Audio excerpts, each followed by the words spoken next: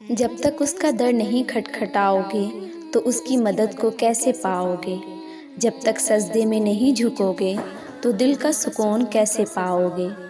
جب تک اس کے آگے ہاتھ نہیں پھیلاؤ گے تو اپنی دعاؤں کا جواب کیسے پاؤ گے؟ جب تک اس کو ہمراز نہیں بناؤ گے تو اپنی مشکلات کا حل کیسے پاؤ گے؟ ہاں سچ ہے یہ بھی کہ وہ تو بن کہے ساری مشکلات سن لیتا ہے، مگر اس کو پسند ہے جب اس کا بندہ اس سے فریاد کرتا ہے، اسے ہمراز بناتا ہے اور اپنے تمام معاملات اس کے سپرد کر دیتا ہے۔ تو بتاؤ، جب تک تم اسے اپنے دل میں نہیں بساؤ گے تو دل میں اطمینان کیسے پاؤ گے؟ ٹوٹی پھوٹی ہی سہی اس سے دعائیں مانگ کر تو دیکھو، ٹوٹا پھوٹا ہی سہی اس سے تعلق بنا کر تو دیکھو، ٹوٹا پھوٹا ہی سہی اس سے رشتہ قائم کر کے تو دیکھو۔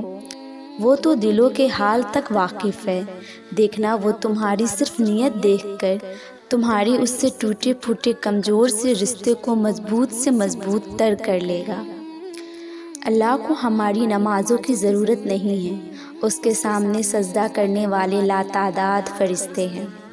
اللہ پاک نے ہمیں سجدہ کا حکم اس لیے دیا کیونکہ اسے پتہ تھا ہمیں اس کی کتنی ضرورت ہوگی، اور ہمیں جب بھی ضرورت یا کوئی جھٹکا لگتا ہے تو گر جاتے ہیں سجدے میں اور اللہ کو اپنا دکھ سناتے ہیں۔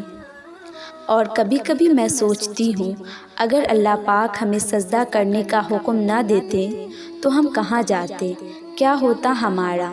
کون سنتا ہماری؟ کس کے سامنے اپنا دکھ بیان کرتے؟ اللہ پاک تو رحم کرنے والا بڑا مہربان ہے، ہمیں ہر حالات میں تھام لیتا ہے، گرنے نہیں دیتا۔ خوشی میں تو بھول جاتے ہیں ہم اللہ کو، اس لیے وہ تمہیں آزمائش میں ڈالتا ہے تاکہ تم اس کے قریب ہو جاؤ۔ جان لو جو ہو رہا ہے وہی تمہارے لیے بہتر ہے، تو پھر اتنا مشکل کیوں لگتا ہے اس کی رضا میں راضی ہونا؟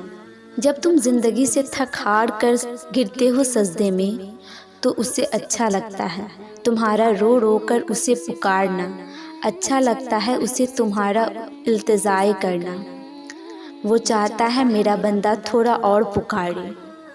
اگر اس نے آزمائش دی ہے تو وہ تمہارا ساتھ بھی کبھی نہیں چھوڑے گا۔ ابھی لگ رہا ہے مشکل سب کچھ تسلیم کرنا، لگ رہا ہے مشکل جو ہو رہا ہے اس میں راضی ہونا۔ یقین کرو ایک وقت آئے گا تمہیں فرق بھی نہیں پڑے گا، بس دل کو ایک اطمینان ہوگا کہ جو ہوتا ہے اس میں ہماری بہتری ہوتی ہے۔ وہ جانتا تھا تمہیں اس کی کس قدر ضرورت ہے، تبھی اس نے تمہیں نماز کا تحفہ پہنچایا۔ وہ جانتا تھا کہ تمہیں صبر کرنا مشکل ہے، اس لیے اس نے ہر مشکل کے ساتھ آسانی کا وعدہ فرمایا۔ وہ جانتا تھا کہ تم مانگنے کے بعد شک میں رہو گے، اس لیے اس نے قرآن میں یہ بات لکھ دی ہے کہ مجھ سے مانگو میں تمہاری دعا ضرور قبول کروں گا، تاکہ جب تم قرآن پڑھو تو سکون حاصل کرو۔ صاف نیت سے مانگا جائے تو رب نصیب سے بڑھ کر دیتا ہے۔ قرآن پاک میں بار بار کہا گیا ہے، نا امید نہ ہو، غمگین نہ ہو، کمزور نہ پڑو۔ جن کا بھروسہ رب کی ذات پر قائم ہو ان کی منزل کامیابی ہے۔ جو نماز کی طرف خود نہیں جاتے، اللہ ان کے لیے ایسے وجوہات بنا دیتا ہے کہ انہیں زبردستی نماز کی طرف آنا پڑتا ہے، کیونکہ اللہ کو ان سے بڑی محبت ہوتی ہے۔ اس لیے اللہ چاہتا ہے کہ وہ ہمیشہ میری نظروں کے سامنے رہے، دنیا میں عبادت گزار بن کر اور آخرت میں جنت کا حصہ بن کر رہے۔ اللہ جسے جتنا آزماتا ہے اس سے اتنی ہی محبت کرتا ہے، کیونکہ وہ جن سے محبت کرتا ہے انہیں ہمیشہ اپنے قریب رکھتا ہے۔ جانتے ہو یہ کیسے پتہ چلتا ہے کہ اللہ تم سے محبت کرتا ہے؟ جب گناہ کے فوراً بعد تمہارا ندامت بھرا ضمیر تمہیں توبہ تک لے آئے، چاہے کتنی ہی مشکل حالات ہو، چاہے کتنی ہی مشکل حالات ہوں، چاہے جتنا بھی ناممکن ہر کام ہو، اپنے یقین اور دعا سے حالات کا سامنا کرنا، صبر اور سجدے کے ساتھ تم اللہ کو راضی کرنا، کیونکہ جب اللہ تم سے راضی ہوتا ہے تو ہر کام پھر تمہاری مرضی کے مطابق ہوتا ہے۔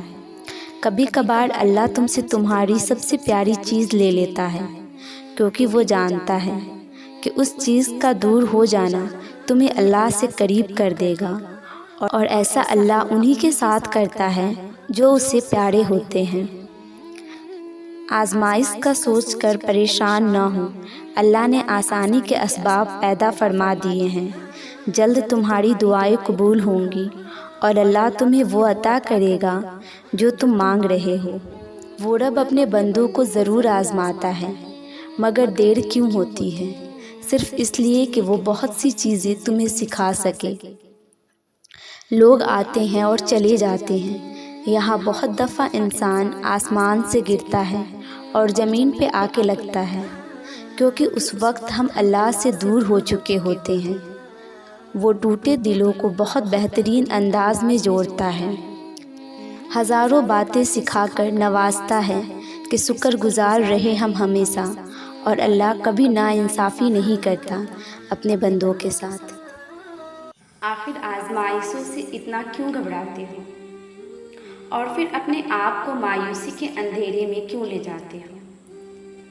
سوچو، اس رب نے حضرت آدم علیہ السلام کو بھی آزمایا کہ فلاں درخت کا پھل نہ کھانا، تو ان کی اولاد یعنی ہم کو کیسے نہ آزمایا جائے گا؟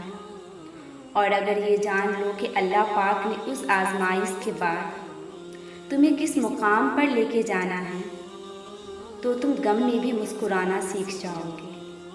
پھر تمہاری وہ آزمائش ایک گھٹن بوجھ نہیں، بلکہ تمہارے لیے سکون بن جائے گی۔ ان آزمائشوں کے بعد تو تم نے اللہ کو پانا ہے۔ تم تو خوش نصیب ہو کہ اللہ نے اپنی محبوبی میں چن لیا اور اس کے خاص بندوں میں شامل ہو گئے ہو، کیونکہ آزمائش کا یہ سخت امتحان وہ ان سے لیتا ہے جو اس کے محبوب بندوں میں شامل ہو گئے ہیں، جنہیں وہ اپنے قریب رکھنا چاہتا ہے۔ اور پھر اگر آزمائش کے وقت ثابت قدم رہے اور حالات کا ڈٹ کے مقابلہ کیا، صبر کے دامن کو نہ چھوڑا اور مانگتے رہے، پھر جان لینا تم نے اپنی منزل پا لی، اللہ تک رسائی حاصل کرنے کی منزل۔ اور سنو، جب آزمائش کا وقت آتا ہے یا کوئی گھٹن سا مرحلہ آتا ہے، یہ نہ سوچو کہ اللہ پاک تو ہمیشہ اپنے بندوں کے ساتھ ہوتے ہیں، تو اب کہاں ہیں، اب کیوں نہیں سن رہے؟ کیونکہ یہ یاد رکھو، امتحان کے وقت استاد ہمیشہ خاموش رہتا ہے۔ بے شک وہ ہر پل تمہارے ساتھ ہے، لیکن وہ تمہارے ظرف کو، تمہارے صبر کو آزما رہا ہے کہ تم اس حالات میں بھی مجھ پہ یقین کامل رکھو گے یا ڈگمگا جاؤ گے۔ دراصل وہ تو ان آزمائشوں کے ذریعے ہی تمہیں مضبوط کرنا چاہتا ہے۔ وہ اپنے محبوب بندے کو حالات کے سامنے کمزور کیسے دیکھ سکتا ہے؟ وہ تو تمہارے اندر صبر، یقین، توکل اور تمہاری ایمان کو مضبوط کر رہا ہے۔ تو بس اب مشکلات میں پریشان نہیں ہونا، بلکہ اللہ کی قریب ملے گی اس بات سے خوش ہو جانا، اور وہ اپنے بندوں کو آزمائش میں ڈالنے سے پہلے ہی اس سے نکالنے کے وسیلے بنا دیتا ہے، اور اللہ تعالیٰ کسی بھی نفس کو اس کی طاقت سے زیادہ نہیں تکلیف دیتا۔ تو جب آزمائش میں تھک جاؤ اور برداشت کرنا مشکل ہو، تو بس صبر سے کام لینا ہے، اس سے مانگتے رہنا ہے، اسے پکارتے رہنا ہے، پھر تو جلد ہی تمہارے سارے امتحان ختم ہو جائے گی، پھر وہ سب پالو گے جس کی چاہت ہے۔ آزمائش بھی اس کی نعمت ہے، جتنی آزمائش آئے گی اتنا اللہ پاک کے قریب ہو سکو گے، اتنا ہی اللہ کی یاد میں رہو گے، اس کی رحمت کے سائے میں رہو گے، اس کی قربت حاصل ہوگی۔ یہ سب کسی نعمت سے کم تو نہیں، تو آزمائش میں ہارنا نہیں ہے، بلکہ ثابت قدم رہنا ہے، پھر صحیح وقت آنے پر تمہارے سارے امتحان ختم ہو جائے گے۔